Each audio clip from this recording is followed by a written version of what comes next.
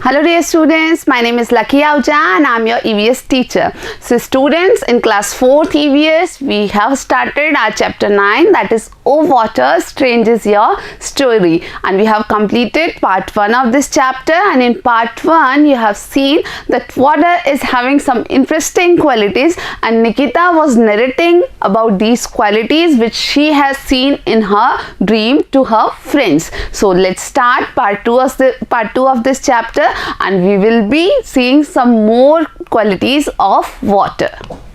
So now you have to see the effect of spilling on water, and for that thing you have to conduct one more activity. As I have told you that this chapter contains lot of activities and it is quite interesting, and these are very simple activities. You can get all the materials, all the things at your home easily. So what is this activity? Let's see. So take a glass, a bowl and a plate. So you have to take 3 utensils, 1 glass, 1 bowl and 1 plate. Add same quantity of water in all the 3 and keep them in the sun. So you have to take same quantity of water in all these 3 utensils and then you have to keep them in the sun.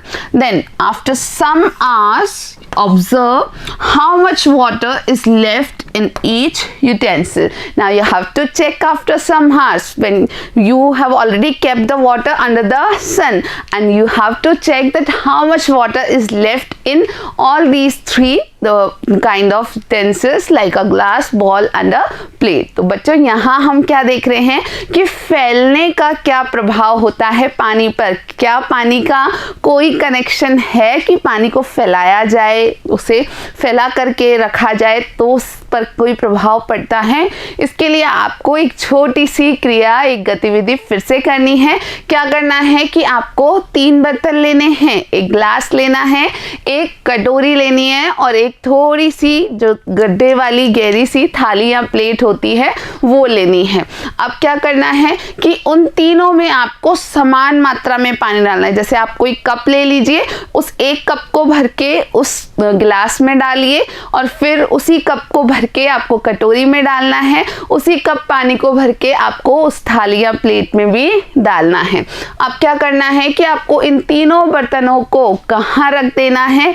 धूप में रख देना है, जहां सूरज चमक रहा हो ऐसी जगह पर रख देना है. और फिर आपको ये देखना है कुछ घंटों के बाद, जैसे आपको ये गतिविधि सुबह जल्दी करनी है शुरू, जब सूरज चमकना शुरू होता है आप 8-9 बजे रख सकते हैं, और फिर आप शाम को देखिए 4-5 बजे देखिए कि उन तीनों बर्तनों में से किस बर्तन में ज़्यादा पानी बचा है या कम बचा है. So here is the picture. You can see that this is the glass, this is the bowl and this is the plate. So water here is kept in different utensils under the sun. So what you will find some interesting facts. So here are some questions which you have to find and check. So question number 1 is, in which utensil water decrease the most? So you have to conduct this activity and you have to find it that in which of these 3 utensils water decrease the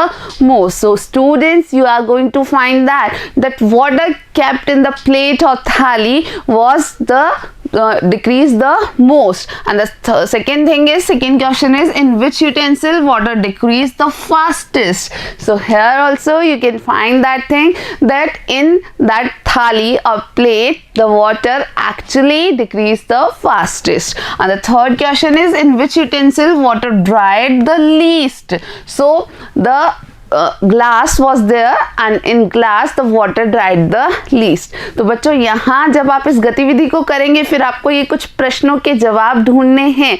मैं आपको बता रही हूँ, आप जब करके देखेंगे तो ऐसा होता है या नहीं आपको देखना है और आपको अपने घर के बड़े लोगों से चर्चा करनी है. तो पहली बात आपको ये देखना है कि कौन से बर्तन में, ग्लास में, कटोरी में और थाली में से कौन से बर्तन में जो पानी था वो सबसे ज़्यादा कम हो गया गया, जब आप बाद में देखेंगे ना कुछ घंटों बाद, तो आप देखेंगे किस में सबसे ज़्यादा कम हुआ, क्योंकि आपने बराबर पानी डाला था।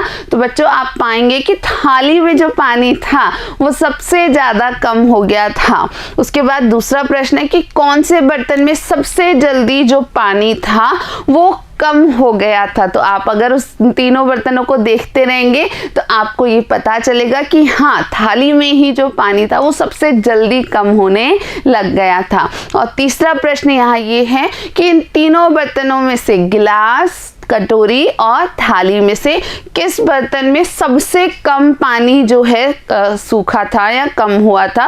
तो आप पाएंगे कि ग्लास में जो पानी की मात्रा में कमी आई वो सबसे कम थी। So you have to conduct the activity and then only you will be able to find that what I am telling is truth और नॉट। तो I hope that all of you will conduct this activity. So here is one more thing that you must now understood, that water that is spread more dries the fastest. So this is the truth, that water when spread more, or water when spread in more area actually dries the fastest. So here you can see the example of drying clothes. So we generally dry our clothes, we keep them spread. You can see that this cloth is kept spread, like this is also kept spread. So why don't we keep like in a bunch or in a bulk? Because the clothes will not dry fast. तो बच्चों यहाँ इस picture में आप देख पा रहे हैं कि कपड़े सुखाए गए हैं और कपड़ों को बहुत फैला फैला करके सुखाया गया है। क्यों कपड़ों को फैलाकर सुखाया जाता है? आपने अपने घर में आपकी मम्मी को या और किसी बड़े को भी ये करते हुए देखा होगा कि अक्सर जब कपड़े सुखाए जाते हैं तो उनको फैला करके सुखाया जाता है।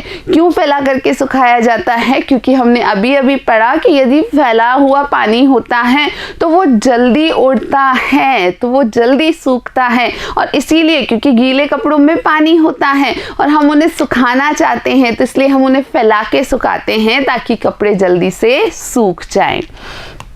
So students, now you have to think about some things and you have to tell these things to your parents and other elders. So here are some questions we are going to discuss here, and then you have to discuss with your family members. So first one is, why do clothes dry fast when they are spread out fully? So I have already told you that thing, that clothes when spread fully actually dry fastest because there is more area from which water can evaporate or water can disappear.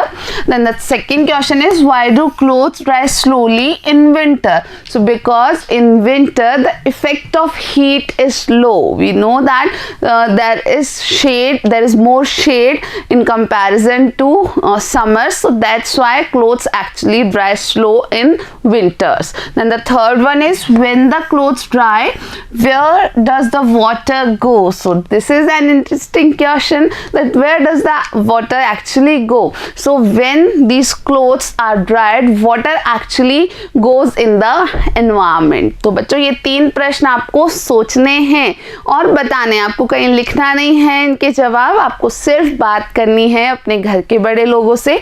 जैसे पहला प्रश्न है कि जो कपड़े हैं वो उनको फैलाकर सुखाने पर वो जल्दी क्यों सूखते हैं? तो बच्चों हमने अभी अभी देखा था कि पानी जो है वो उसे अगर अधिक क्षेत्र में फैलाया जाता है तो वो पानी जल्दी उड़ जाता है, और यदि कपड़ों को हम फैला के सुखाते हैं तो गीले कपड़ों में पानी होता है, तो फैला के सुखाने पर उस पानी को उड़ने के लिए ज़्यादा जगह उपलब्ध होती है और वो जल्दी से उड़ जाता है। और दूसरा प्रश्न है कि जो कपड़े हैं वो सर्दी में धीरे से क्यों सूखते हैं?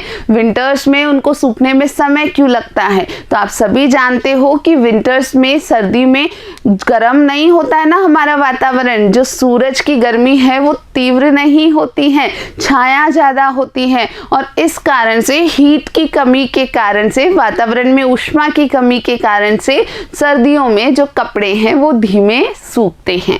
और तीसरा प्रश्न बहुत अच्छा था, that when the clothes dry where does the water water go? So you have to think about it कि वास्तव में जो कपड़ों में पानी है वो चला कहाँ जाता है. जब कपड़े सूख जाते हैं तो वो पानी जो कपड़ों में था वो कहाँ चला जाता है. तो बच्चों बहुत सिंपल है कि जो पानी कपड़ों में था वो वातावरण में चला जाता है, वातावरण में उड़ जाता है. So here we have completed part 2 of this chapter. O water, strange is your story, and we will be meeting again in part 3 of this chapter. Till then, thank you for watching.